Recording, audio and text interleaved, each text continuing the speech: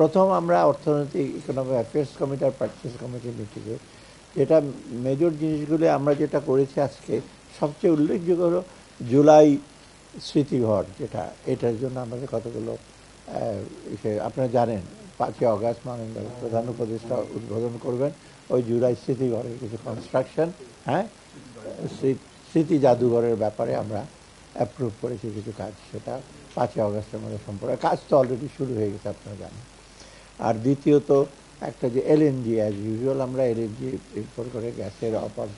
অপর্যাপ্ততা আছে, তো আমরা এলএনজি আনছি। তৃতীয় আরেকটা জিনিস আছে যেটা খুব গুরুত্বপূর্ণ, আমাদের মনে আছে যে বিগত সরকারের সময় কতগুলো ইন্ডিপেন্ডেন্ট পাওয়ার প্ল্যান্টের কতগুলো চুক্তি হয়েছিল, চুক্তিতে আমরা দেখেছি অনেক অসম ক্লজ ছিল, সেগুলো রিভিউ করার জন্য, এবং এই রিভিউ করার জন্য বিগত এখানে অনেকগুলো কোম্পানি আছে, বিদেশি কোম্পানি, তাদের চুক্তিগুলো রিভিউ করার জন্য হাইকোর্ট থেকে একটা নির্দেশনা আছে, যাতে এটা তাদের সাথে আলাপ আলোচনা করে যাতে আমরা এসে পরিচয় করি, এবং এই জন্য আমাদের আইনি সহায়তা দরকার, এবং সেটা করার জন্য আমরা একটা প্রপোজাল অ্যাপ্রুভ করেছি, যেটা ওই এখানে একটা লিগাল ব্যাপার আছে, তো আইনি ব্যাপার আছে, চুক্তির ব্যাপার, একতরফা তো চুক্তি ইস্যু করা যাবে না। এটা স্মৃতি জাদুঘর কি, স্মৃতি জাদুঘর 5ই অগাস্ট আপনারা দেখবেন, ওটাই না, ওটা আমি বলবো, আমি তো আর্কিটেক্টর না, আমি প্ল্যানার না, ডিজাইনার না। হ্যাঁ, সব কিছু দেওয়া হয়ে গেছে,